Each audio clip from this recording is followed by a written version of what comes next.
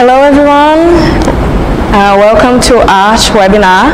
Today I'm going to be your host and my name is Isadora. I'm going to talk about emotional design and I'm part of the faculty of foundation here at Art and I hope to meet every one of you.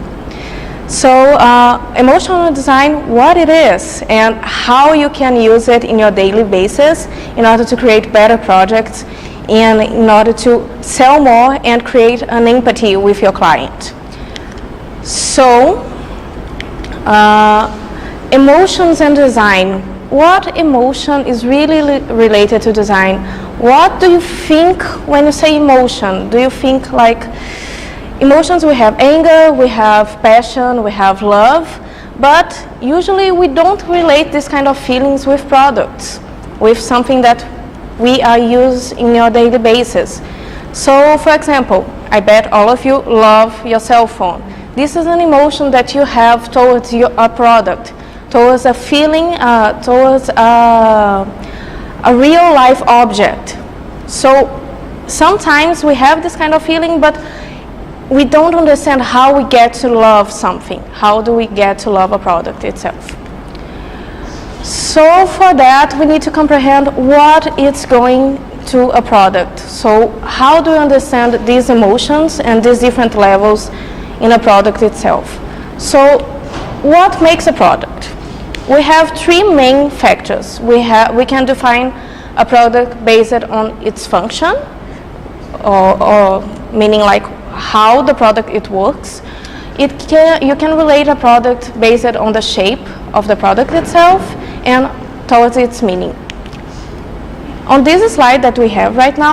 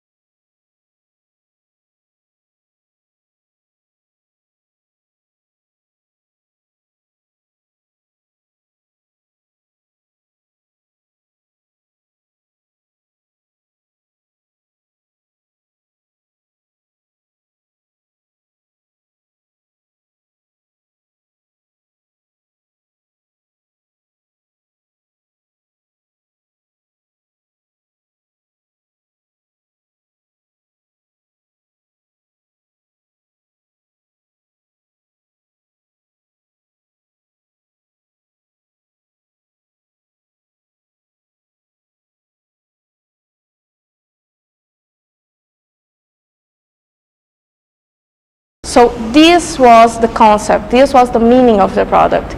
So we as designers, we can create products, and when I say products, I mean like any kind of product, not only industrial products, but also like garments, jewelry, and furniture. All of them are related, all of them are products. So how do you create something that it's in a deeper level? It's something that it has meaning on it, and not only the function itself. So, and the function, sometimes it works and sometimes it don't. On this image that we have, on this slide, you can see three different teapots, and these three teapots, they don't work. They have the function, the way that the product should behave, it's not there.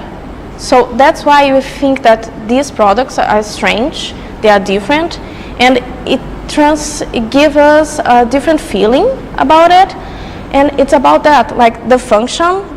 When you see a product, you think, okay, a product must work. A product has a final purpose on its life. So the function really defines what the shape and how a product should behave. The other level that we have, and if a product doesn't work, it's called affordance.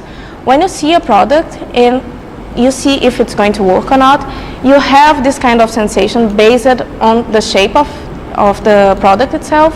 So let's have, for example, these three kind of switches that we have. So if you have buttons, you know that, okay, this is going to turn on the lights based when you push it. Good, you understand how the products go. When you have a flip, you understand that, okay, you just have to do this and then the lights will turn on. But when you have a knob, you already understand that when you change the direction of it, the light's going to be brighter or darker. So it has all these nuances, all these different shapes of the light can be, only based on the function itself of the product. The switch itself doesn't have nothing much. It's only a small part of the product, but in the end it passes you so many information that you already understand how the product is going to be. And this is called affordance, okay? The other way to relate to a product is based on a shape, and this is based on an archetype. I don't know if most of you understand what an archetype is, but an archetype is an image built on your brain of a product itself. So when I say a cell phone, or when I say a telephone, for example, the image that you all probably have in your mind is that really old cell phone, the one that you can have a dial on it and you go to one side and to the other side. So this is the basic image of a telephone that you have on your mind. So this is called archetype. And the shape itself can differ, but every time that I say telephone, you will think about it. You will think about this specific shape, because the design of it was so iconic that in the end you have this kind of image. Everybody has this kind of image in their mind. The same thing when I say about a chair. So when I say a chair, you probably think of the most basic chair that you have. So it's the first image that you guys are seeing in the PPT. So it's the basic chair, pretty similar to this one that I'm sitting right now. So this is the image that we have, but we can play around with it. So when I say chair, you think of this basic one, but there are different shapes and different sizes of a chair. So the second image that we have on the PPT, it's a really wavy one. At first, when you think of a chair, you don't think about this shape, but when you see it, you comprehend that this is a chair and what is the function behind it. The other one that we have, it's a chair created by the Ames. And it's a really comfy chair, and again, it's not on your mind, this kind of chair. What we have is an archetype. This is the shape of a chair. So we can defer the design based on the shape itself. So we can take an archetype, an icon of a product, and change the shape, change the dimensions, and change the proportion of it in order to create a totally brand new chair. And the next one, the next level that we have when we say a product, it's meaning, that it's all about what emotional design is all about. So take a look on this poster that we have right now. This poster is a watch poster, and you can see, okay, this poster, we already know that it's for men, based on the color scheme that we have and based on the actor that we have. So, okay, what is this ad telling us about it? So they're telling that if you have this watch, you probably would be almost like a James Bond. Probably not a James Bond, not a real life James Bond, but at least like you will have the same feeling of it. You will have like the same sensation. Okay, if I put this watch on, I'm going to feel like really dangerous and really smart. And this is the kind of feeling, this is the kind of emotion that we want to pass through. So this ad is important because of that. Because it brings meaning, it brings value to the product. Okay, and why meaning is important? Why emotions are important? Because it's a way to make it sell. It's a way to stand out from the crowd. It's a way to bring some kind of experience to the user. So this is what why it's important, meaning and emotions in a product. So, okay, we have a phrase here. The only way to compete has been to add new meanings to products, making a difference and bringing some reasons to convince consumer to buy one product in place of the other. So again, it's important to bring new meanings because we have a huge types of sizes and prices of products. But how do you convince someone to have your product? How do you do that? You have to bring something new, something that excites the user, something that will bring value to the product. And that's why emotional design is really important, because it's all based on this experience, based on bringing new meanings to a product. And this way, the way that we bring meanings, it's a way to communicate with the users that we have. It's a way to translate what your company is all about, of what your design is all about. So we need to have this kind of translation, having something that it's really emotional and it's something that it's really inside of us, something that only we can feel. And how do you translate that to a real product? How do you translate through something that you can touch, something that you can smell, something that you can squeeze? So this is really important. How do you translate a feeling, an emotion, to a real life project? So this is what emotional design is all about. And having this in mind, having this kind of translation, we have 3 different levels, again, of how a product and how emotional design behaves. So the first one, it's called visceral level. So visceral level, what it is, it's when you see a real nice and good looking product and you say, I like this product. This product really, it's going to show how I am, so, or something that I want to be. So see these 2 products that we have over here. So we have a Lamborghini and we have a new Beetle. You can see clearly the difference between these 2, and you can see the feeling that they have are completely different. So if a person wants to buy a Lamborghini, they are going to buy because, okay, this is almost like a Fast and Furious feeling. So I'm going to be like super fast, super dangerous. I'm going to be the top. So this is a feeling that the user are trying to show to people. So, okay, I want to buy the Lamborghini because it shows that I'm dangerous. So you are using a product to translate what you are or what you want to be. The same thing with the new Beetle. The new Beetle, it's cute. It's all round. It's really round shaped and really cute. And it's almost like a pet. It's not about the function itself. It's more about the sensation that you're going to have when riding a Beetle. So it's going to be like a ride smooth. It's something that is going to take in a way that's going to be more beautiful than the others. So this is the sensation that people want when they are buying a new Beetle. They want to be cute. They want to show off that, okay, this is who I am.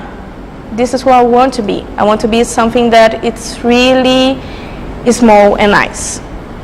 So, but in the end, these 2 products, they have the same function. They are going to take you from one point to another. But the way that you want to translate yourself during this walk is the key, is the difference. The other level that we have, it's called behavior. So it's all about accomplishing something. So imagine that you have a cell phone, an old cell phone. I imagine that all of you already had. And in the end, you feel like the cell phone is dying. It's not working properly. You try to click on an app and it's not working. It takes ages to open it, and then when you want to call an Uber, suddenly the app closes and you're not able to go to another point. Or you want to take a photo and you don't have enough space on your cell phone. This can happen. And what you feel is frustration. You feel frustrated with the product. You feel that the product is not working. So it's based on the behavior that you have with your product. If a product is working, if the product is good, you will feel happy about it. You will create an emotion towards the product. So if a product is good, if you don't feel frustrated, if it works, you will feel happy with the product, and you will create a healthy relationship with this product. And probably if a product is good, you imagine, okay, if the cell phone works, I will buy the TV, I will buy the camera, I will buy different things of this brand, because it works so well that I bet that all the other products will work really nicely too. And the most important level that we have, it's called reflective design, and this is about how we embrace the product itself. This is like how you want people to really perceive you, and how people want to understand of who you are. We have an example over here. We have the iWatch. So most of you probably already know this is not a new product itself, but it was a major hype when it started. But think about the function. This is a watch. What is the difference from this watch to this one that I have over here? I still can see the time, maybe even worse than on iWatch than this one that I have. But why people buy it? It's because of the cell phone, because it has, you can take calls on it? Probably not. If you have your cell phone, the cell phone would be even better than the watch itself. But so in the end, it's not really working as a watch, and it's not really working as a cell phone. But why people buy it? Why people want to have this watch? Somehow feels strange, like doesn't make sense. When you think through all the steps, all the functions of the product, you don't understand why people want it. But it's because of behavior. So people want to have the iWatch, want to have this kind of iWatch, because they want to show, okay, I'm a high-tech person. I like to have the latest trends. I like to have what is new. So the level behind it goes beyond the function, goes beyond the shape of the product itself. It's related to the feeling. It's related to the emotion. It's related of the way that you want to be perceived by other people. So the Lamborghini image that we have, okay, you want to be as strong and as fast as the Lamborghini. But the iWatch goes beyond that. You don't want to be a watch. There's not a really a meaning, a shallow meaning when you see the iWatch. It has something behind it. It goes beyond the function. So are you guys trying to understand me? Are you understanding? So it goes way more than the product itself. It's related to the function. Oh, it's not related to the function. It's related to the emotion. So why people make huge lines to buy it? It's because of that. They want to show off what they can do, what they are, what they can be. And here we have some other examples of products that are really related to emotion. The first company, when you think about emotional design, it's called Alessi. It's an Italian company, and it usually calls different designers from different places of the world to collaborate with them. The juice squeezer that I showed you guys in the beginning of the presentation is sold by Alessi. And again, why is that? Because Alessi wants to be known as a brand that sells emotion, that sells different sensations, that sells different experience for the users. So on this slide, we have a bottle opener. But see how it's fun, how it's cute, how it's something that you probably wouldn't think when you say a bottle opener. It's something that is completely different. It's something that it adds a sensation, adds a happiness in your daily life. So imagine you're in the kitchen, okay, you don't want to do that dish, you have to create something for you to eat, for you not to starve, and you say, okay, I have to do this really boring task. But when you see a bottle opener that it's as happy as these ones, you say, okay, I'm going to do it, and I'm going to do it gladly. I'm going to do this dish with happiness. And this is what emotional design is all about. Bring happiness, bring a different experience to the user. And people who buy Alessi, they keep buying it because they want this sensation. They want to keep having this kind of feeling.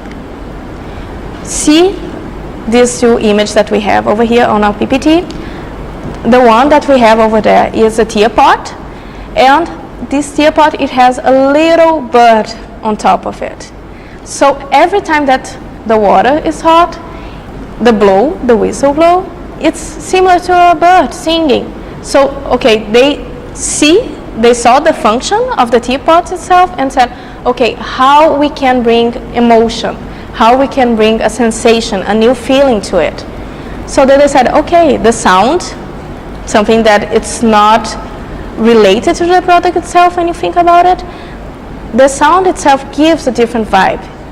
It gives us a different sensation. It's how you know that something is ready. So they decided to play around with it. The same thing with the other product next to it. It's a place for you to put candy. But candy, okay, always a good thing to have. It's always a happy thing to have in between the meals. But they decided, okay, candy really brings the sensation of joy, of happiness. And what else brings us this sensation? The circles. So they decided to create a huge collection based on the happiness that the circles brings with different products that brings this kind of sensation too. So the candy itself and the circuit, they are really related. But they are related not about the function and not about the shape, but they are related with the emotion itself, with the feeling. And the same thing we can do with jewelry. Most of you probably already know this brand, Pandora, pretty huge brand. And they have these little icons that you can put on your bracelet. Why do you think this was a huge hit for the brand? Because you can express yourself through this bracelet. You can put your different experience. You can show off to the world, okay, I have been to this place. I have been to Paris. I have enjoyed it. I have took a lot of photos. You express yourself through the brand. And the brand and the designer needs to be aware of these emotions and this experience and how they can put this in a real life product. Because people want to personalize it. People want to custom the products that they have. They want to see themselves in the product. So that's why it's so important for us to have this in mind as a designers. The same thing with the engagement rings and wedding rings. They are a symbol. They go, goes beyond the jewelry itself, goes beyond the ring. It goes to a deeper level. It goes to the meaning behind it. So you're making a commitment. You're making a commitment to life. So see the importance and the value of it. It goes way beyond the function. The same thing with the necklace that we have on this presentation. It's fun. It shows that you are related, you like science things, you like fun things. So every single one of these examples, it has meaning. It has something that brings value to the product itself and to the company. The same thing with Funko. We have these little toys. People don't buy Funko toys because of the function. It's not because of that. People want to relate with the company. People want to relate with the character that they are selling. So on the presentation we have Finding Nemo characters. People want to relate with Nemo. People want to relate with the cuteness of Dory, how she forgets things. People want to embrace the coolness of Bruce. So every single one of the characters, they have a meaning. And this is what is selling over here. It's not the product itself, but the meaning and the story behind it. The same thing with Mosquito. Mosquito is a huge brand.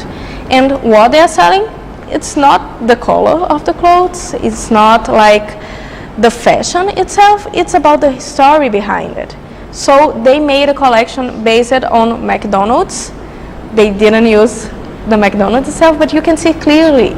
So this is something that it's different. It's something that it's breaking barriers. It's mixing the really fast food, the commercial thing with fashion. Something that you usually don't relate. So they are adding value, they are adding meaning to the product. The same thing with SpongeBob. Why people want things related with the character? Why they created a collection based on SpongeBob? Because it's fun. It has a story behind it. It's something that you don't see on your everyday life. You usually see black clothes, jeans, that's it, kurtas, but overall people want to have fun with the clothes that they have. So that's all what the Mosquito brand was trying to show. Was trying to show fun, something that is breaking barriers. And of course, we have the same way to do this with interior design as also. So you can do this with furniture. Imagine these furnitures on your house. These are fun furniture. Not all of them. You can see there is one that looks really sad, a cabinet that looks really sad, but it still has a story behind it. It has an experience behind it. On these examples, I want each one of them. The sad cabinet, you want to sit next to him and say, okay, what's happening? Why are you sad? What is happening? The other one, the red dress, I would love to have this and put all my luxurious clothes on it. See, the product itself, it has a function, yes it has, but it has a story behind it. And we have to embrace this. Sharing this new experience, giving experience to the user is the new thing that is coming. And we as designers, we have to be aware of that. And so in the end, what emotional design is all about? Just a recap. Is relating feelings with function, with shapes, with the design process. And in the end, it's more than a product. Is to create a fidelity, is to create an experience with the user. And this is why it's so important for us to embrace the feelings and put them on a real life project. And of course, the emotional design, it has some flaws on it. It's not perfect because there is not a real thing to do. Like there is not like step by step. You really have to create a really strong and deep concept to your product in order to really translate this kind of emotion. So now we are going to open some few questions of you guys. So the first question that we have is, feelings are not physical. How come we can design a feeling? Okay, so a feeling is something, it's not physical, but it's something that you can put into words, right? So if you're feeling sad or if you're feeling happy, let's have, for example, I'm feeling happy. But I'm feeling happy because of something happening. I feel happy because I had an ice cream and today is really hot and I'm happy. So what do you feel when you have an ice cream? You feel fresh. You feel happiness, but it's because of the freshness of it. And how do you translate this kind of freshness to a product? You can create a product that it has really slim curves, so you can feel like the freshness of it, you don't stop in a product. Or maybe you can relate freshness and happiness through a color. So most of the refreshing drinks like Sprite, for example, they use green and bright yellow because it gives you the sensation of freshness and happiness, and seeing the whole bottle, the whole shape and the color itself, mix it, you can really understand the feeling and the emotion behind it. Okay, hope that I solved you. The second question is, you are talking about function in design. How is this important in fashion or jewelry design? This is extremely important. If a cloth it's not functional, if you need to change anything in a cloth, do you think people will want to have this kind of clothes? Like, if I have a dress, a really nice dress, and I need to run a marathon, don't you think that the function is important? The dress was not created to have this kind of function, to give me the ability and the freedom to run. So that's why function is really important to the garments, because you need to be aware of how the user is going to use. The same thing with jewelry. If the jewelry is not comfortable, if it doesn't have a purpose of it, usually the jewelry, it has the purpose of embellishing and telling a story. But again, this is the function. So if the product is not accomplishing this function, the product will not sell and will not sell the concept behind it. Okay, the third question. I am a science graduate. Do you think I can take design at higher study? Okay, Simran Aurora. Yes, of course you can. So we have, I'm talking about emotional design, but we have a different field of design that it's called biomimicry, sorry about that, and biomimicry and bionics, that it's trying to understand the science, how the science works, and how you can use biology and different mechanisms that science and biology have already created in order to put this in real life products. So the function of the product and the meaning behind it goes beyond the design field. Design is a really multidisciplinary field, so every field that we have that can collaborate with design is really, really important. Okay, next question. The kind of products we buy or are produced, are they because we have a necessity of them or not our emotion? So see, necessity, what is a necessity?